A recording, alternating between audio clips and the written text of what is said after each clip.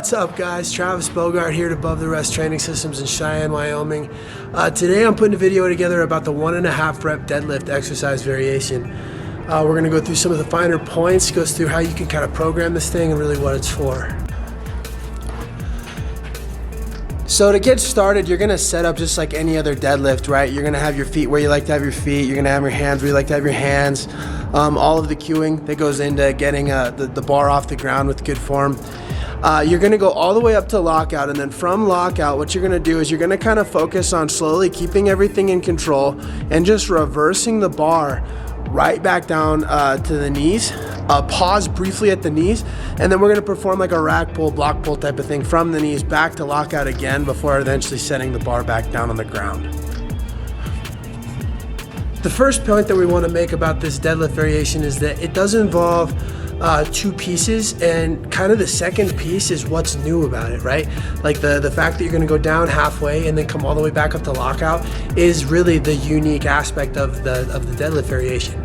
So what we don't want to do is let the rest of the deadlift variation fall off, because that's where our focus is. The second point that we want to make about this deadlift variation is make sure that you're not doing anything weird to get the bar back down to your knees, right? So guys will want to do like a stiff-legged deadlift, or they'll want to RDL down. Some guys will even do like a reverse hitch, which is weird, but all of these things can happen. So kind of take video or do it in a mirror to make sure that you're not getting a little weird on the way down, and that your technique looks just as good going down to that halfway point as it does coming back up. The last point that I really want to make about this 1.5 deadlift variation is that you want to be really careful not to go too fast. You want to go as fast as you can, but you want to go as slow as you have to. So if you do end up going too fast, what can happen is that the force that you're producing from your hips and from your leg extension can actually outrun the structure that you're building up in the torso and on all of the tightness that you're trying to form through the core.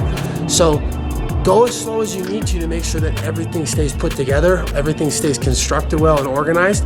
And then once you kind of develop the ability to keep that tight and keep that tension under heavier and heavier loads and faster speeds, keep exploding, keep increasing the speed as you can, and that'll ultimately bring the best strength gains we can out of this exercise variation. So my favorite place to use this exercise variation is actually as a max effort variation. Usually what I'll do too is I'll mess with the tempo.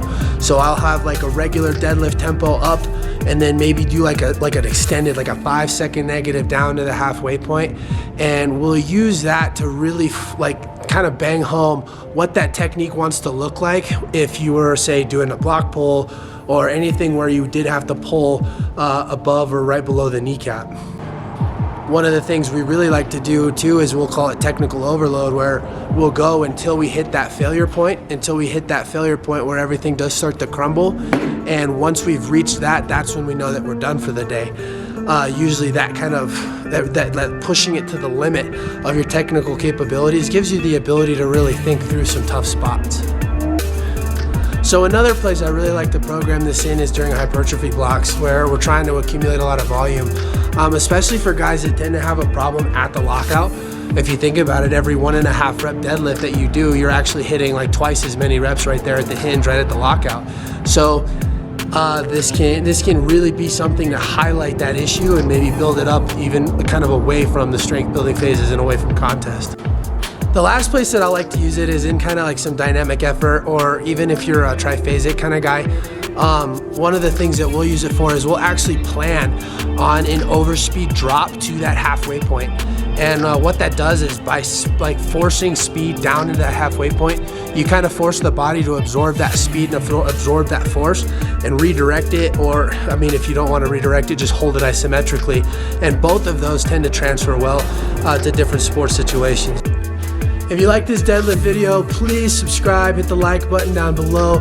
We're gonna be putting out a lot more stuff into our exercise library. Don't forget to pop over to Train Heroic. The link is in the description, and check out Odin's Boys Strongman Programming. The team we're putting together is pretty phenomenal. You're gonna wanna get in on it. So again, go check out Odin's Boys at Train Heroic. Until the next video,